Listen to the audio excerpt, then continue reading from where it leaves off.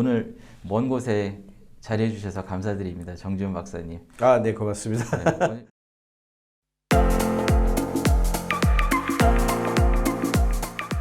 최근 들어서 이제 AI라든지 아니면 메타버스 이런 그렇죠. 활동들 네. 굉장히 열심히 하고 계신 것 같아서 네네네.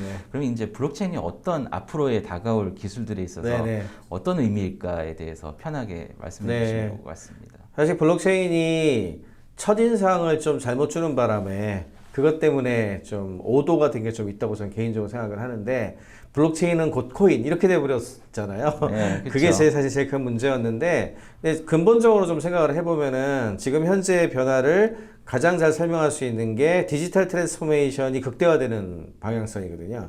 그럼 현실 세계에 있는 것들이 점점 디지털 세계로 가는 방향으로 연결되는 게 하나가 있고, 그 다음에 디지털 세계 자체가 현실 세계를 포괄하는 쪽으로 내려오는 이 두 가지 방향이 이렇게 움직여가지고 이 두 개가 이제 맞닿는 과정을 저는 메타버스라고 설명을 하거든요. 근데 이 메타버스가 되게 되면은 지금 현재의 인터넷 인프라가 가진 한계가 너무 명확해요. 지금 현재 인터넷 인프라가 가진 한계는 사실은 미디어를 확산시키고 공유하고 퍼뜨리는 데 최적화가 돼 있지, 이게 원래 거래하고 그 다음에 가치를 증명하고 뭐 이런 종류의 쓰라고 만든 게 아니었거든. 원래 발명품 자체가 그렇게 만들어지지 않았단 말이에요. 그래서 어쩔 수 없이 그거 하려고 다들 사일로로 이렇게 각자 만들었잖아요. 각자 만들다 보니까 이게 서로 연계도 안 되고 막 이랬던 건데, 블록체인 기술은 사실은 프로토콜 경제라고 우리가 흔히 부르지 않습니까?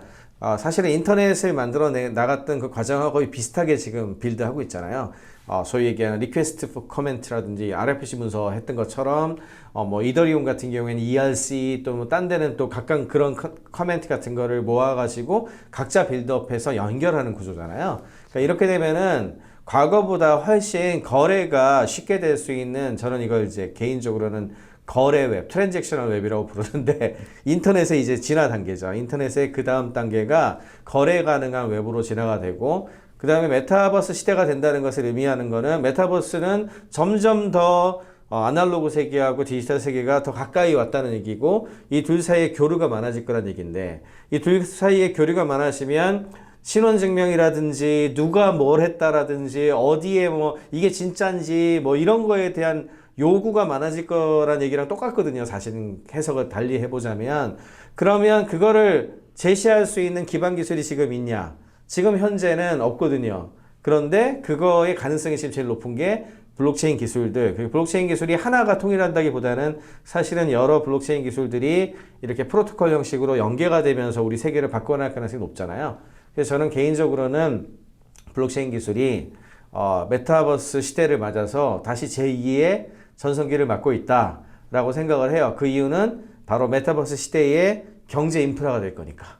경제 인프라를 제공하는 기술이 될 것이다 라고 생각을 하고 있기 때문에 굉장히 전망을 밝게 보고 있고, 그것은 곧 코인이야 이런 생각을 좀 떨치고, 마치 SOC처럼, 저는 SOC라는 표현을 많이 쓰거든요. 이거 할 때 메타버스 SOC, 우리가 이제 산업이 발전하려면 기반 도로를 닦고 이래야 되잖아요. 그와 관련된 역할을 블록체인 기술이 할 것이다 라고 생각을 하면 훨씬 더 좀 그 긍정적이면서도 잘 볼 수 있는 것 같아요.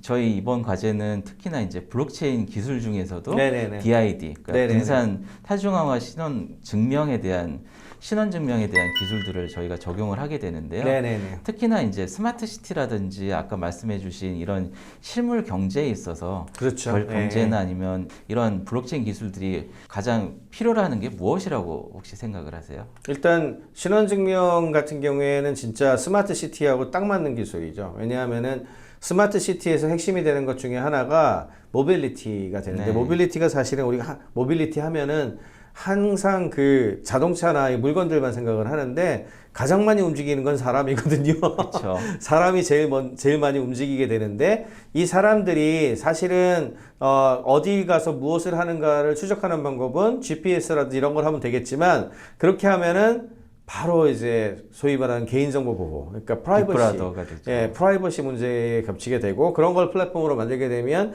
그런 거를 추적해서 뭐 자동으로 할 수 있겠죠. 예를 들자면 한 사람 한 사람들의 위치와 그다음에 어디에 뭐 진행되는 것들을 다 체크할 수 있다면은 뭐 지나갈 때마다 과금을 한다든지 할 수 있겠죠. 할 수 있겠지만 그 이야기는 빅브라더를 만든다는 얘기고. 근데 그거를 안 하면서도 지금 말한 그 인간들이 돌아다니면서 수많은 그 일들을 할 수 있게 도와주기 위해서는 탈중화되어 있는 신원증명이 가능했을 때 프라이버시도 지키면서 지금 말한 그런 편리성을 유지할 수 있는 거잖아요.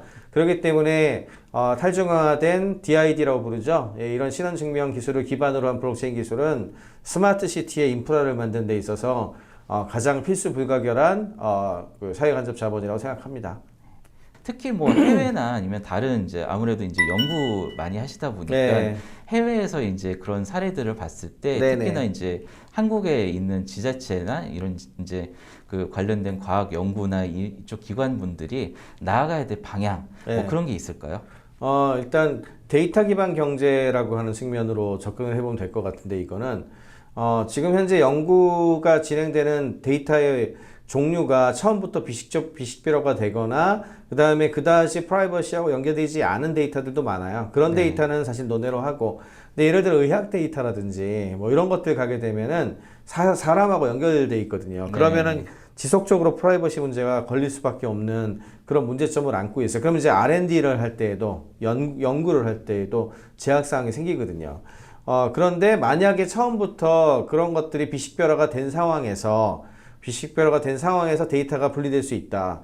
그러면은 훨씬 연구도 활성화가 되고요. 비용이 많이 줄어요. 왜냐하면 그 작업 자체가 비용이거든요. 그 작업을 하는 것 자체가 비용이고, 그 다음에 뭐 이제 정부라든지 또는 지자체 같은 공공기관 입장에서도 예를 들자면은 우리가 쌓아놓은 데이터가 있는데 이 데이터를 어딘가에 줘야 되잖아요.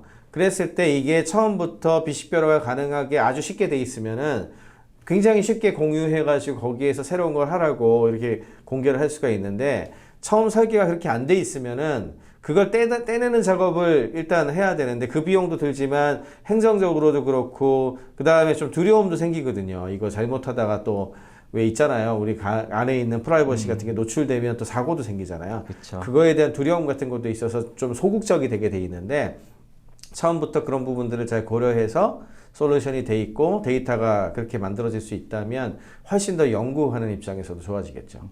이런 것들을 실행하는 뭐 한국인터넷진흥원이라든지 다양한 네. 기관들이 계시는 것 같아요. 네, 그리고 네, 이제 맞죠. 이런 네. 기관들이 또 블록체인 기술에 대해서 많이 관심을 가지시고 네. 이런 것들을 활성화하기 위해서 노력들을 많이 하고 계시는데 네, 네, 네.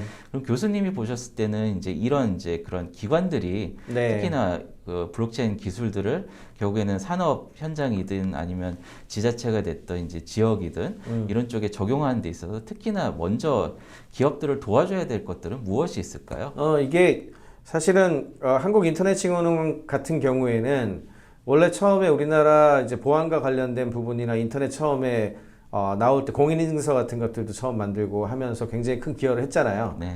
예, 그런데 이제 잘한 점도 있고 못한 점도 있는 것 같아요. 잘한 점은 초기에 굉장히 아무것도 없을 때 빌드업 하는 데는 어마어마한 기여를 했다고 생각을 하는데 그 뒤에 이제 못한 점이라고 한다면 공인인증서가 직접 여기에서 이제 출발을 하다 보니까 어찌 보면 너무 국가 주도로 만든 거를 계속 유지시키려고 했다가 시대에 뒤떨어지는 이런 그 문제점도 있었다고 저는 개인적으로 생각하거든요. 그 이제 잘한 점과 못했던 점을 이제 역사적으로 지난 한 20년을 뒤돌아보고 생각을 해보면 뭘 하는 게 좋을지가 대충 눈에 보이거든요. 일단 기본적으로 기술 발전을 이끌어가는 민간 기업과의 협력이 엄청 중요하다. 그러니까 국가에서 막 밀어붙여가지고 이 방향으로 표준을 딱 정해서 이렇게 가야 됩니다. 라고 하는 것은 이제 어떻게 보면은 시간이 지나면 잘못하면 레거시가 돼버리고 그 레거시 때문에 극복을 못하게 되는 문제가 발생할 수가 있거든요.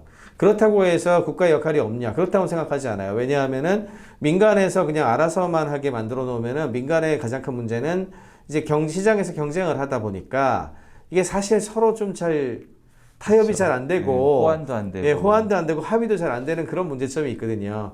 자, 그런 부분들을 좀 잘 다독여 가지고 서로 따로 또같이라 그러죠. 좀 이렇게 좀 다르게도 만들면서도 이들끼리 서로 잘 연대하고 연계를 해서 전반적으로 생태계가 발전 가능한 방향으로 움직일 수 있게 조율하는 거는 사실은 정부기관이 제일 잘할 수 있는 부분이니까 그렇게 좀 민간에게 많은 실질적인 역할은 맡기되 위에서 적절하게 조율하는 역할을 맡아주신다면 뭐 민간과 공기관이 같이 공공기관이 같이 협력해서 우리나라의 블록체인 기술을 꽃을 피우는 데 큰 도움이 될 거라고 생각합니다. 네. 실제로 기업 입장에서는 DNA, 그러니까 소위 말하는 그 내부 의사결정 체계나 아니면 정부 기관의 수장분들이 이제 이런 것들에 대해서 잘 모르시다 보니까 네네네. 어떤 이제 도입을 꺼리신다든지 네네. 뭐 이런 것들을 좀 많이 겪을 수밖에 없는데 그렇죠. 네. 그러면 그런 이제 어느 정도 이제 리더 분들에게 전달하고 싶으신 블록체인 기술에 대한 뭐 장점, 네네. 뭐 그런 이제 전망 이런 것들을 좀 말씀해 주시면 좋을 것 같아요. 좀 블록체인 기술을 너무 이렇게 블록체인이라고 하는 생각보다 되게 어려운 기술이거든요. 네. 그 안에 들어가 있는 메커니즘이라든지 어떤 고려 사항이라든지 이런 것들이 되게 복합적인 게 들어가 있기 때문에 그래서 기술을 이해하고 기술을 설명하고 그 기술을 도입하겠다라는 식으로 접근하면은 죽었다 깨나도 쉽게 적용하기가 어려울 거예요. 그래서 그렇게 생각하기보다는 그냥 우리가 지금 저는 인터넷을 이제 빗대가지고 얘기를 제일 많이 하는데 인터넷 기술도요, 진짜 파고들면 TCP/IP라고 하는 프로토콜 나오고 OSI 7계층에 뭐 네트워크 카드가 어쩌고 이런 거 나온단 말이에요. 그런 거 하자 그러면 다들 머리 아파가 도망갈 거예요. 그렇지만 지금 누군가가 카페 같은 거 열어가지고 뭐 카페24 같은 데에서 전자상거래에 관련된 사이트를 구축을 했다. 이러면은 거기에 사실 인터넷 기술에 무슨 내용이 들어갔다는 거 아무것도 모르고도 다 하잖아요. 그렇죠. 자기 나름대로 하잖아요. 인터넷 기술을 우리가 구현했습니다. 이런 얘기 안 하잖아요. 그런 것처럼 되려 예를 들어 출입 솔루션이라든지 아니면은 뭐 결제를 하는데 그 지역에서 이렇게 간단하게 돌아다니면서 결제를 되게 쉽게 한다든지 아니면 사람과 사람 사이에 물물교환 같은 것들을 되게 가치 평가가 돼가지고 예를 들어 쉽게 교환하는 어떤 그런 솔루션이라든지 뭐 이런 식으로 아니면 이제 입장할 때 입장권 같은 것들을 받아갖고 이렇게 들어가게 하는 뭐 그런 거라든지 좀 유스 케이스를 중심으로 해서 실질 사용하는 어떤 솔루션의 이름 같은 방식으로 접근을 해서 도입을 하시면 그러면 훨씬 더 쉽게 블록체인한테 다가갈 수 있지 않을까 그렇게 생각을 합니다. 네. 내가 그걸 쓰고 있는지조차도 모를 정도로 네네네네. 편안하게 이제 쓰실 수 있도록 노력을 하고 있는데요. 맞아요. 기술을 쓸 때 기술을 쓰는지 모르게 쓰게 하는 게 제일 좋은 거죠. 네, 그래서 풀필먼트나 뭐 3PL 이런 얘기들 나오면서 이제 물류 산업, 특히 이커머스 때문에 많은 수요들이 올라가고 있는데 이런 물류 분야에 있어서의 블록체인 적용에 대해서 한번 뭐 교수님이 생각하고 계시는 의견들을 편하게 주시면 좋을 것 같습니다. 사실 물류하고 블록체인은 소위 얘기하는 인프라로서의 블록체인, 그러니까 코인 같은 거 말고, 코인 같은 금융 시스템에서 적용됐었던 블록체인 기술 말고, 그걸 제외한 가장 메이저로 블록체인이 제일 잘 쓰일 거라고 생각했던 게 물류 분야, 처음부터 물류 분야였어요. 네. 다만 이제 초기 서플라이 체인 매니지먼트라고 그러죠. SCM에 많이 도입됐던 블록체인 기술 같은 경우에는 자재의 중심이 가 있었거든요. 그러니까 이 물건 자체가 어디에서 어디로 이동을 하고 어떻게 체크인하고 뭐 이런 거에 들어가 있었는데 최근 들어가지고 이제 신원 인증 같은 것들이 많이 들어가면 좋아지는 상황이 된 것이 언택트 기반으로 딜리버리 유통이 되게 많아졌잖아요. 네. 근데 기존에는 그냥 물건에만 집중했을 때는 그 물건이 어디로 어떻게 해서 어디로 이동했다는 것까지만 하면 되지만 사실은 누가 왜 보냈고 누가 왜 가져갔는가 언제 어떻게 가져갔는가 이런 식으로 터미널에 맨 마지막에 사람들이 끼기 시작을 했잖아요. 그렇죠. 예, 그런 부분들이 이제 끼기 시작을 하는 그 사례가 늘어났기 때문에 이제는 이제 신원인증 기반으로 한 그런 그 접근들이 훨씬 더 중요해질 가능성이 높아졌다. 뭐 이렇게 말씀을 드릴 수가 있을 것 같고, 그 다음에 이제 중고마켓처럼 P2P 거래 또는 우리가 C2C, 전자 커머스에서는 C2C라는 표현을 쓰거든요. 커스터머 투 커스터머라고 부르는데, 커스터머 투 커스터머 시장 같은 경우에는 더더군다나 그 기존에 있었던 서플라이 체인 매니지먼트처럼 기존 시스템을 갖고 있지 않거든요. 그래서 그런 경우에는 모바일이 됐던 이제 완전 디센트럴라이즈에 있는 탈중앙화되어 있는 솔루션을 통해 가지고 인프라를 제공했을 때만 가능할 텐데 그런 기술의 접목에서도 쓸 때가 되게 많아서 물류도 이제 사람이 결합되기 시작하는 그런 확장으로 생각을 한다면 블록체인 기술이 접목될 확대 접목될 가능성이 높죠. 네.